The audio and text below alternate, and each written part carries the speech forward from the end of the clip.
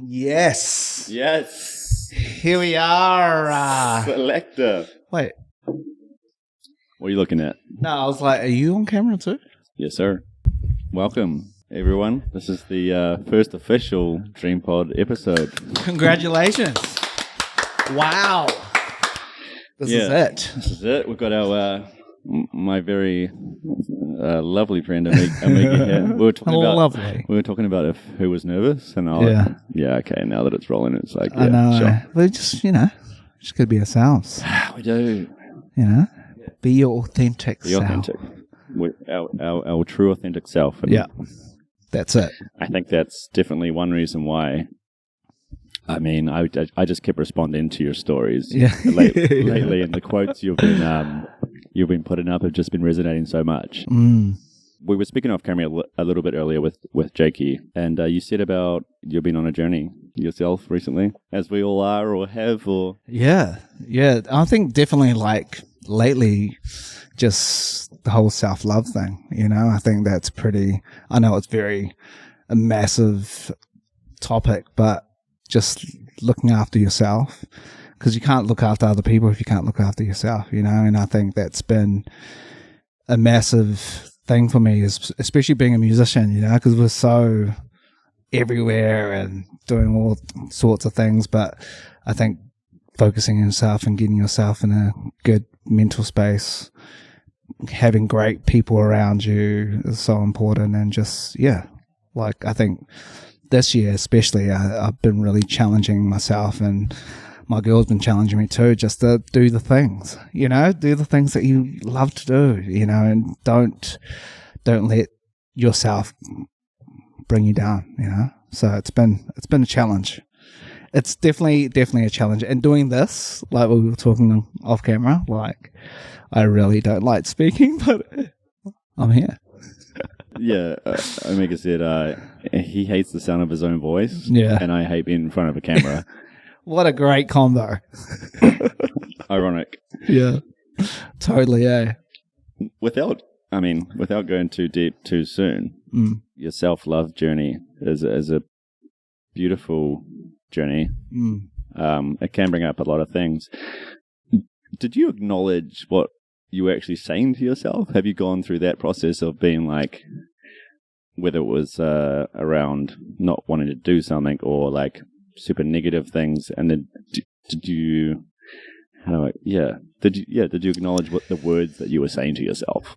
Yeah, I think that's the thing about it, is you need to obviously acknowledge it and speak it out. Like I always have this quiet confidence, but my mind always takes over going, oh, what about this? Or, what if that doesn't work? Or what if this happens? But if you listen to that, the inner voice, it's always going to bring you through. And that's the thing about me. I've always the most successful things that I've done in my life have been listening to that inner voice, and acknowledging that. And that obviously that's why I'm here, speaking to you, because you got to listen to those things. And I know we were talking before about how life kind of just gets to you and all of these different aspects of life. But if you're really passionate, if you really believe it, then do it, It sounds so simple, but I think we as humans make it very, very complicated at times. Yes. Yeah. You said earlier we're one of the same person. Yeah. And I think the more we get to talk, and we don't get to talk a whole lot anymore. But you had a deja vu before.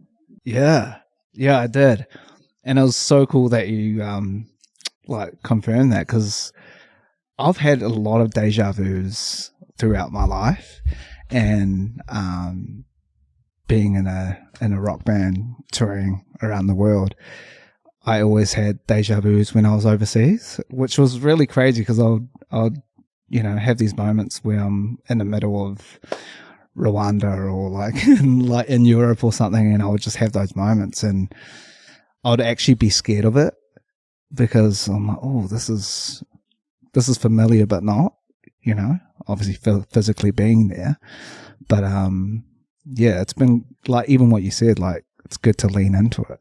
Yeah. Yeah, so I told Omega about a book by Matthew McConaughey called Greenlight, and he talks a lot about serendipity and these moments that come up, and his method on it is what the book is all based on, and he basically just says, green light, step into those moments where it feels off or feels scary, or you've seen this before, or how did that even happen? How did those numbers appear? How did this person be there at this time? Yeah. Oh my God. It's not random. Yeah. Well, everyone can have their own beliefs and ways of how they take these situations in life. But I would recommend reading that book. Yeah, definitely. Yeah. The way he grew up and achieved his things, which is very topical, because I think that what we've already talked about is like self-doubt, and then your personal journey on self-love. And creatives or neurodiverse absolutely have this massive self-doubt about us, even though we have so many good ideas. I wonder why that is, I think because so many creatives just have that. It's kind of the part of the makeup, That is part of the journey of having these conversations with people like yourself and myself, is trying to figure that out and then try to figure out methods to achieve it. Yeah. So that was a little quick intro. yeah. Straight in the deep end. My favorite question is why, or why not? It always comes down to literally the word why. It is deep. When you're a child, you've obviously had kids, and when you're at that, that younger stage, you look at your parents and you're asking like a simple question, like why do you do that, or like how does that happen? And then they ask you why. Yeah. And then you answer it, and they say why again. Yeah. But why? But why? But why? It takes 3 whys to really get to the crux of something at the level that should be talked about. So yeah, as a start, we're going to do like a quick fire round. Quick fire round? What? Yeah, like I'm just going to say some things. Yeah. What are your thoughts on the subject? Okay. And why or why not? Oh, okay. They don't have to be deep. They can just, some of them are silly, some of them are not. Okay. And if you want to skip it, you can do the gong. Yeah. I think my cowbell is broken. All right. Scrunch or fold toilet paper? Fold. Why? Because it just feels nicer. I scrunch. I just get I get quite a lot. All right. I still get, I get a lot, but I still fold. How many folds do you fold? Yeah, like one. Depends on what I ate that night, really. But I'll usually do three folds, It's got to be 3-ply, though, I was going to ask about ply. Yeah. All right. I'm in for I just can't do the soft ones. It's just, I just always have this fear of it, like poo on your finger. Yeah, just poking through, Poo finger. Not a great scene. I think we've peaked the podcast. Yeah. I don't think anyone needed to know that about me, but here we are. Kendrick or Drake? Oh, and why? No, like I said off camera, 2 completely different artists, with obviously different types of music, and I can't really. I mean, obviously, like, the world will tell you Kendrick's won, which he did, I would say, win that battle. Kendrick or Drake? That's such a hard one. Why you got to do that? I would say Drake, for me personally. Yeah.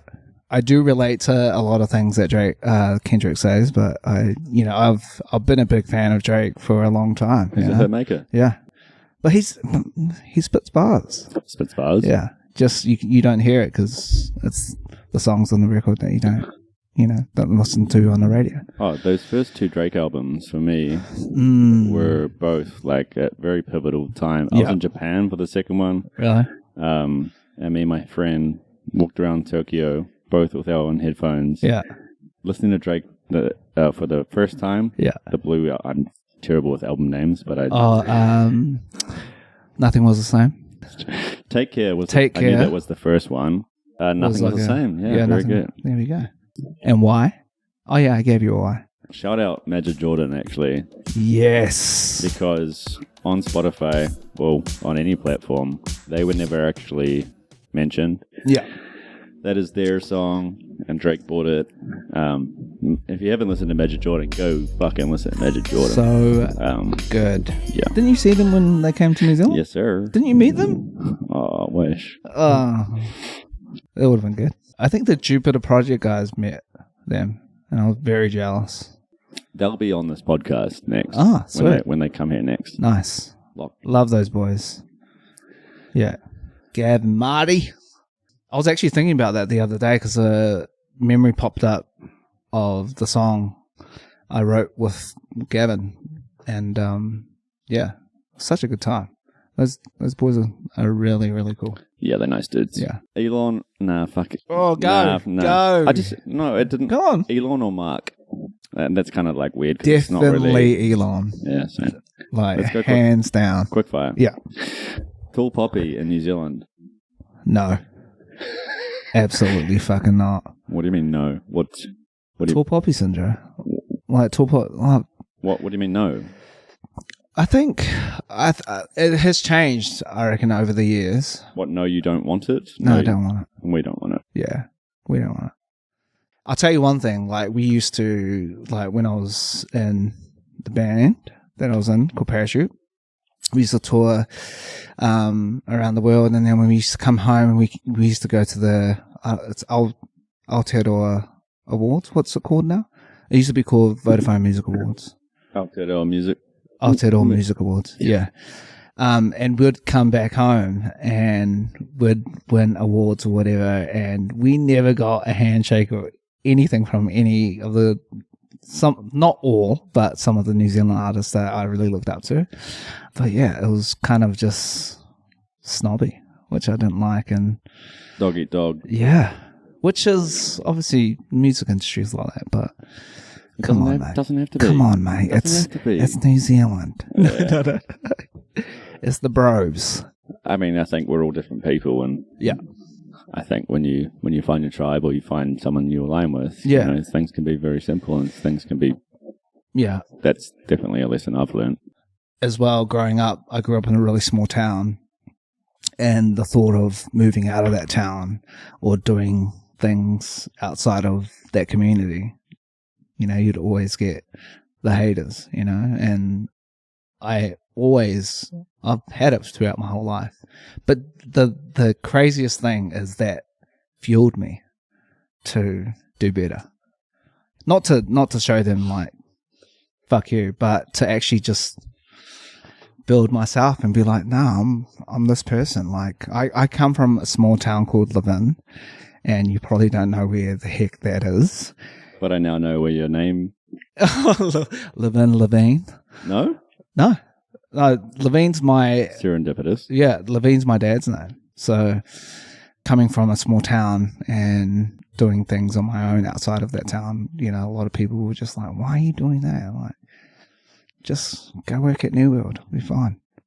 Which, by the way, New World is not bad to work at. I worked there. Did you? Check out 13 years. Yo. And then I got quickly upgraded to paper shredder. And how was that? I just wanted to get out there and do shit, It's good. I think I wanted my own financial freedom at a young age. And I think that shows in your character. You're just someone that, wants to get out there and get it. And just do it. And that's the thing we were talking about off camera. Like, sometimes in life things happen, but if you really believe in it, like I said before, you just gotta do it. Yeah, I think it's so different for so many people, and maybe one of the blessings and curses of being the way we are is we feel things a lot more. Yeah. Although we have great ideas and we can, X, Y, Z, and people may be envious of that, and I want to be like super creative, or I wish I could sing naturally. There's a curse to it too, because we feel all the things. We feel the things. We go more. Yeah, we go through all the ups and downs of it, but that's what makes us who we are.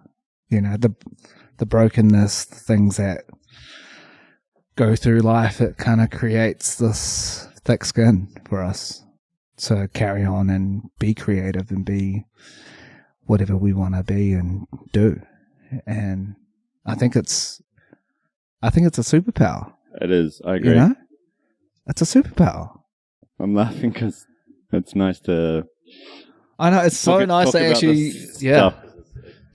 And the craziest thing, because I think I saw you transition from the old business into your new business, and it was pretty inspiring, man. Like, honestly, it was so inspiring to see you just be like, nah, I'm just gonna focus on me, do things that I love doing, and look where you are now, mate. It's pretty amazing. It's incredible. You gotta give yourself credit for that. Thank you. And it's not easy. Well, obviously, you've had a journey with it, but it's definitely not easy. But you gotta, as my girlfriend says, just do the thing. Do the thing. Just gotta do the thing, Stick man. to the plan. Yeah. Oh, that actually hit. Yeah. Thank you, bro. Nah, honestly, man.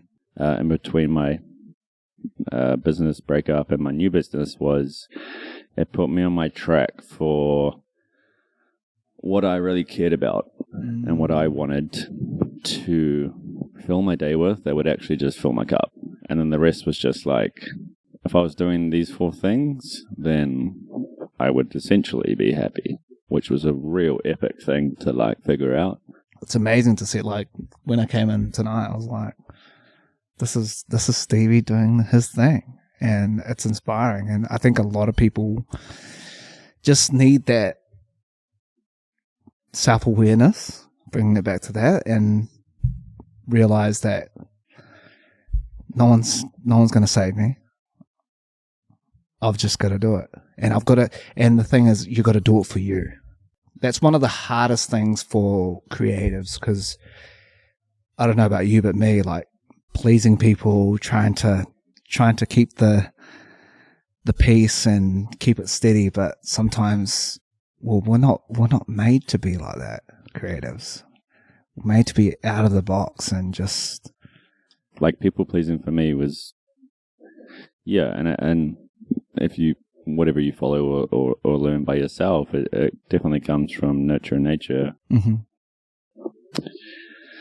And so de-learning those skills and then going, if I say no to someone, it's not going to be the end of the world. I literally had this discussion last night with my partner, and it was amazing because I grew up in a very loving Christian family, but there was all these expectations as a pastor's kid. So at the age of 5, being in a church, being the pastor's kid, you had to be in the worship band and do all the things, the music, and you had to have this, an aura and lightness about you, and you had to be someone that, is an example for people. And so I was always people pleasing from that early age, and it kind of accelerated when I was older and got into the band that I was in, because it was literally on an international stage, and it really just accelerated, just trying to people please, trying to, tick the boxes. And at the end, I was suffering, I was the one that was taking the hit, and everyone had their piece, their piece of Amiga. Like, oh yeah, I'll take this bit, and and I was kind of left with nothing because of the nature of the personality that I am. I love just caring for people and doing things for people, and like I said before, on the life journey thing, learning to love myself, learning to accept myself for who I am, having those boundaries, having those boundaries saying, love you, but not this time. Yeah, I need to do this for me. And that's, the last year has been incredible, learning that. And knowing that, like, when you do say no, and you think they're going to, think about this for, they're going to hate us. Like, it's the worst case scenario. We think about it all the time. They've probably forgotten it within 20 minutes. Yeah. What is it? That's fucked. I know. It's kind of fucked up. And that's what I was saying to you off camera. It's us. It's we put those barriers, we put those things up, and for me it was really hard to kind of get off that train for me, and I'm still learning it now. I haven't got it all together, and I'm still learning and dealing with those traumas. But I feel a lot better because I am my true self. I'm becoming my true self. What was the thing that really did that? Some people might say it's the universe. I say it's God, but it's just always given me peace just listening to that inner voice. And I kind of feel, it's so funny. I feel bad that I didn't listen to those voices, that voice throughout my journey in some points. If you're a Christian or if you're a believer out there, having the pressure was really difficult because, being a PK is what they call it, pastor's kid, but then also dealing with a lot of self-worth because of the way I looked. Long story short, I was born with a deformity. It really kind of scarred me through the years at school. Excuse the pun. Yeah. Scar. I've got a scar that kind of goes from ear to ear. Yeah, that's crazy. I never, this is actually the first time talking about it. Yeah, so I was pretty much born with no nose. I was pretty much flat.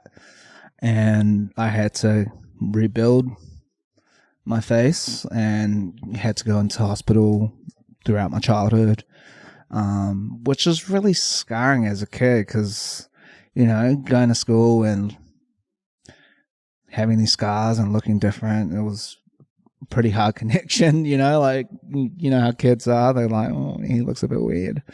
So it was really, it was difficult, but the one thing that pulled me through was music and my faith. Yeah. Where did the music start? Did you get blessed with this voice? Did it come from family? Did it come from... Yeah, well, mom and dad aren't musical at all, which is Dad plays guitar and kind of sings. Not, bless your heart, Dad, love you.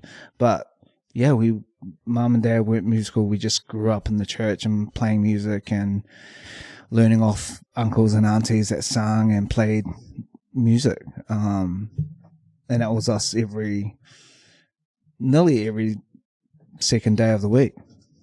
And that's kind of how I picked it up. And grew up listening to all sorts of, I loved Johnny Cash. I remember listening to Johnny Cash when I was very young, but then also I listened to a lot of gospel music. When did you first realize that you could sing? Or did other people realize? Or did somebody say, you can sing, you should sing more? Was there any of that? Mom and dad always had the jandle. And we had to get up in front of the church and sing, and it just began there. I remember when I was 5 years old singing in front of the whole church, and that's when I realized I had a gifting in singing, a natural gift in singing. I'm so grateful. My parents loved Michael Jackson. Obviously controversial, but it is. Yeah, but I love the person and the music. Yeah, I just loved Michael. Obviously music and just the way he carried himself, singing. So I grew up listening to a lot of that and mimicked a lot of that when I was a child. Oh, he was the pop star. Yeah. I saw Michael Jackson. What? Yeah. No way. When I often ask people, I'm like, who is the best person you've seen live? I mean, I was very young, but it was at Ericsson Stadium, and I don't remember like song for song, but I remember him in his red leather doing the moonwalk, 100%. Yeah. Well, it's funny you said that because that was the same. My friend Adam, he went to that same concert, and he just said there was a point where Michael would just turn and like stay there for like a minute or two, and everyone's just outrageous. Iconic. Yeah. Which is crazy because, come to think of it, the only other time that I experienced that happen was when I went to see The Weeknd, which is crazy because they obviously sound quite similar. And yeah, in between songs, he would just stand there and people were just going crazy. But yeah, so I grew up listening to all of that, and there was a lot of layers of pressure on myself, but then from others as well to be a certain way. And then when I got into Parachute Band, it escalated. Don't get me wrong, I loved like my time with that, but it was just, I was 19 years old, getting told you're touring around the world, playing your music to thousands of people. You know, I was like, and it was gospel. It was very much religious. It was like Christian rock music. Yeah, yeah. I wasn't prepared for all of that, and you know, and I really just didn't take care of myself through that season. Crazy, huh? Yeah, it definitely did take a dent in my like well-being. Yeah. I know you took a little vacation from music or life in general, which is totally okay as creatives, you know. Yeah. I was so stoked to see those same people in the room again, and I was like, okay. Yeah. You got Ryan Hobbs in the room. Shout out to Ryan Hobbs. He got married 2 weeks ago now. Yeah. Beautiful man. What a beautiful specimen of a man.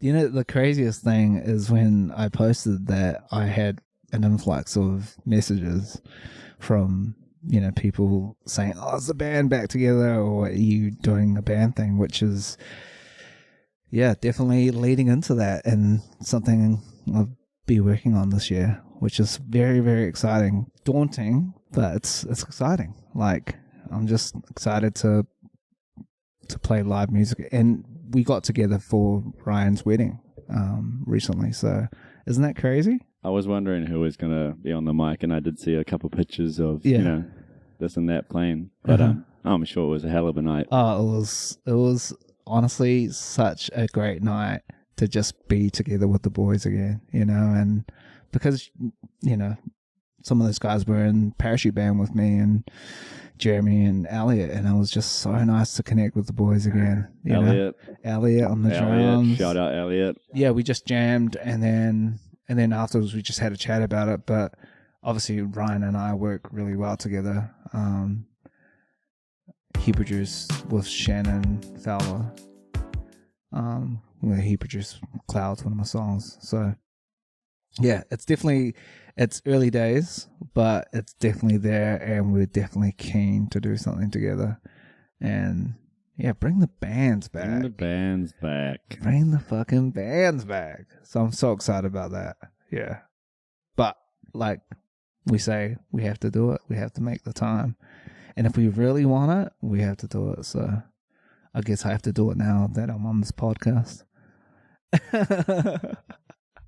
I don't know for you, but like getting overwhelmed with messages of positivity.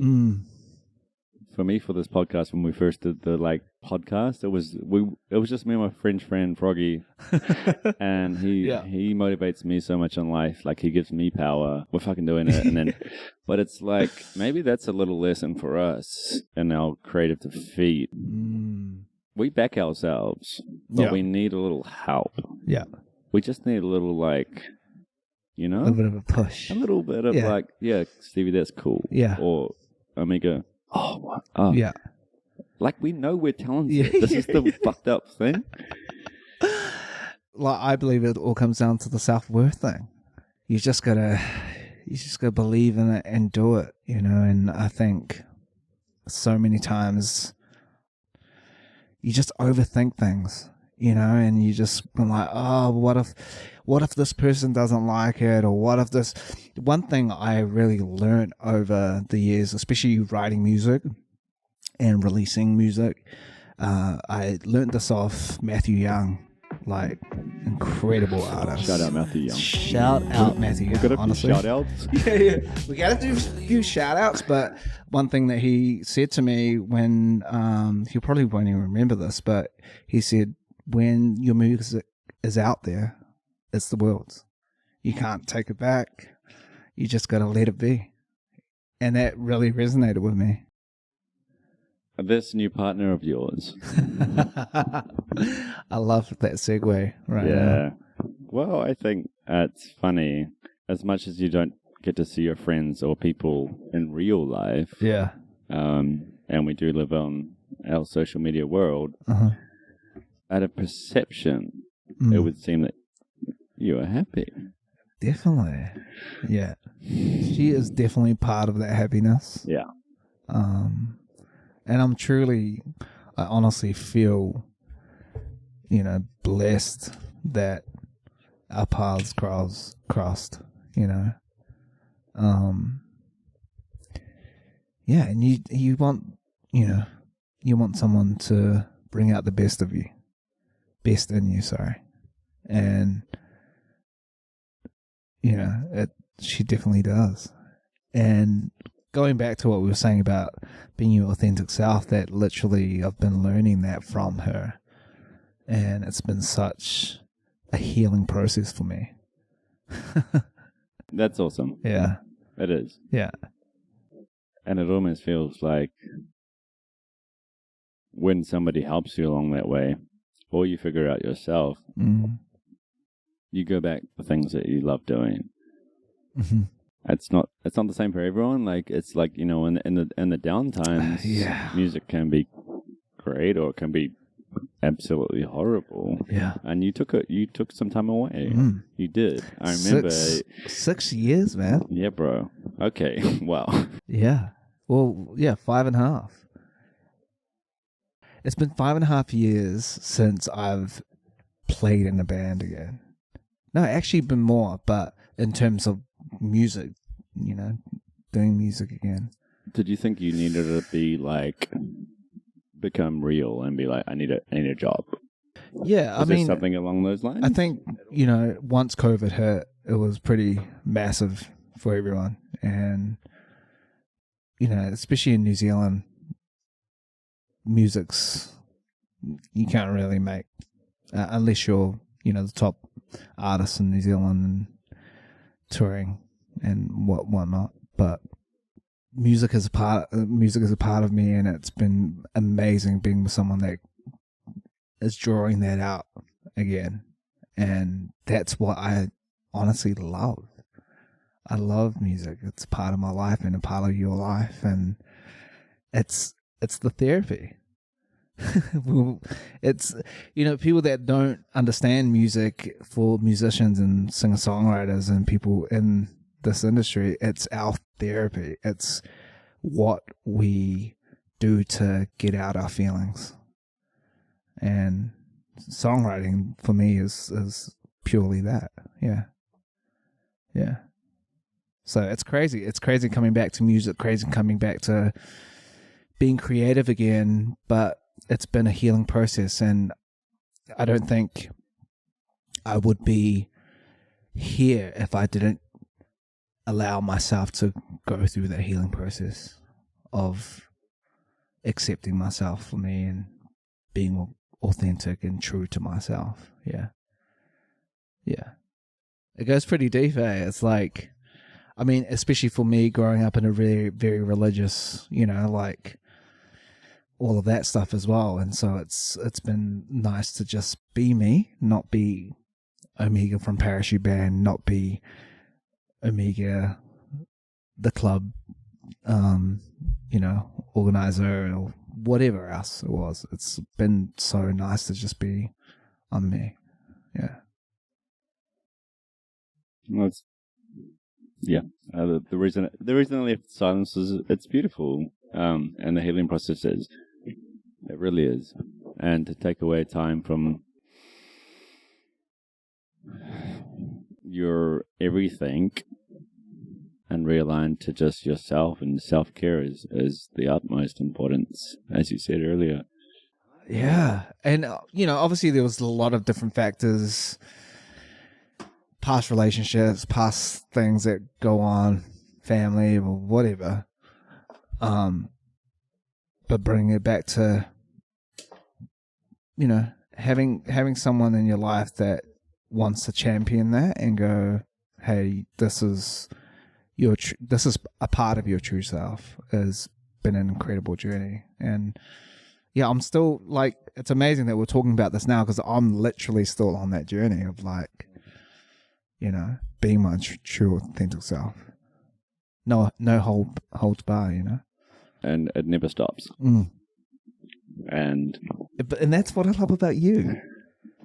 You're just yourself. You've been the same person, but progressed and obviously your business and whatever you've been doing, but you're still yourself, and that's why we connect, because we're just. I find it as well, like when you truly follow what you believe in, the other things that you want to fall into your life naturally happen, because you're on that journey of just. Say it again, because I know you're going to say it. What? Living your true authentic self. Yeah. Well, it's true. It's so true, and I don't fucking care if you think it's cheesy. Goosebumps don't lie. But it is true for me as a believer. We call it when you have the anointing. When you really believe and you're on that positive path to what you want to do, everything else will fall into place.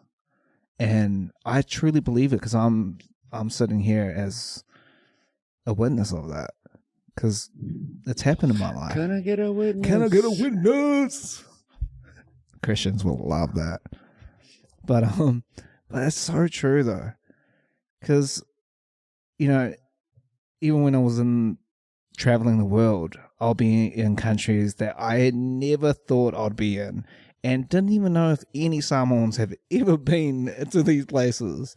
And I thought, man, that wouldn't have happened if I didn't just believe in myself and just went and did the thing. I do. It's crazy. Well, I know for you. Yeah. But for you too.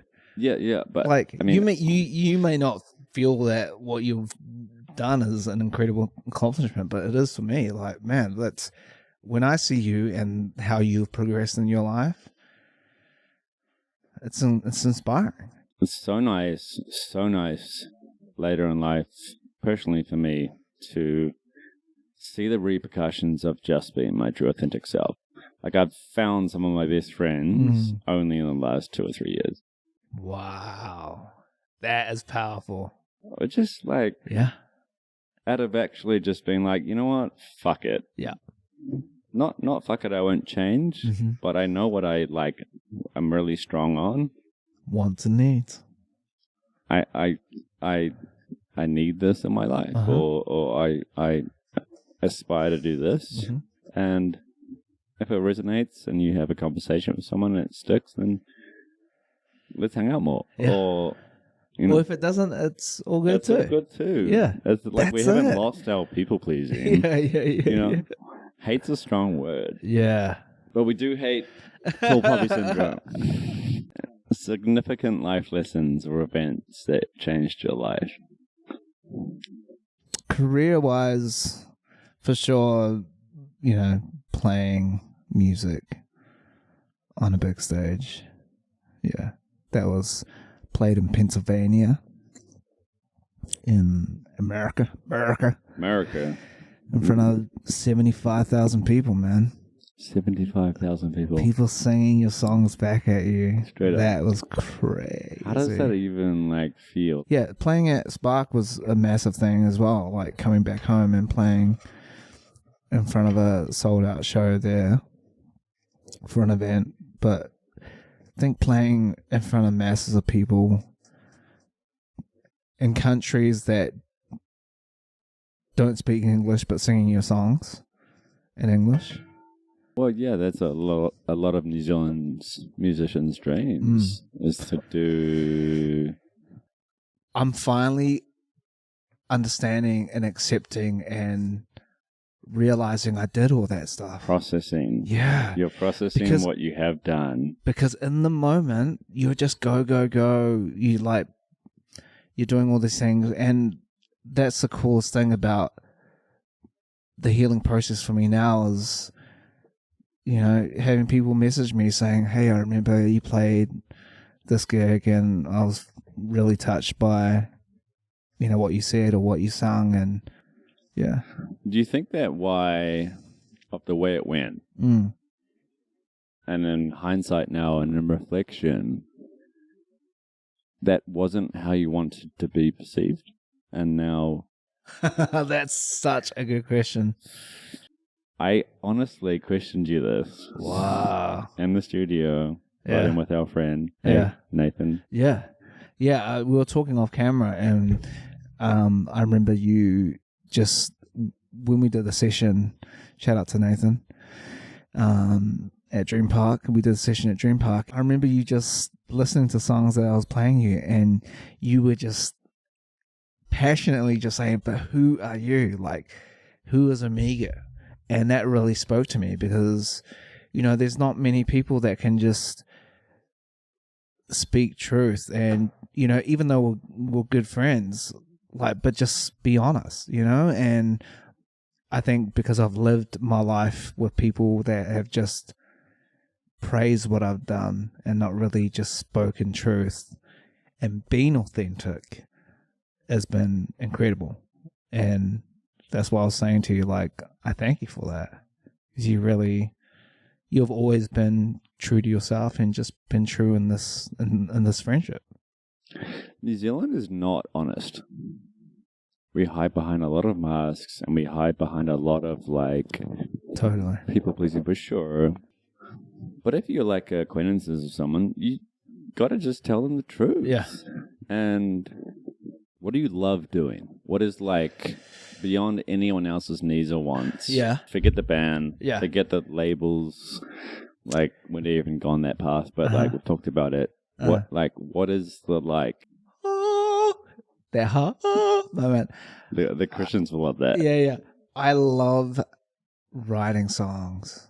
I love taking people on a journey into whatever world that I'm in that space of writing. And if it hits, amazing. I know you're a deep guy. Yeah. And you've been through a lot of things. So it's like, where does the songwriting start? Like, when is it, like, is it for you? Yeah. But then it's for other people? It's definitely for me. It's definitely therapy, processing feelings, thoughts, which I'm really excited to explore more this year. And this is the year of doing the things. This is one of them. That's like the goal. It doesn't matter if if it goes on radio or if it. For me now, I'm so comfortable in myself. If like someone's like touched by it, like you in the studio with Nathan, then that's the goal. But let's monetize it. No. That'd help. Yeah. I'm starting, I picked up the guitar again properly in December last year and just started writing some folky acoustic stuff again. And, just trying to, I kind of feel like I'm just going back to stripping it all down again and just getting back to the basics, which is scary for me because when I do that, it really brings out some deep shit, Yeah. It's scary, but you've showed me a bunch of your,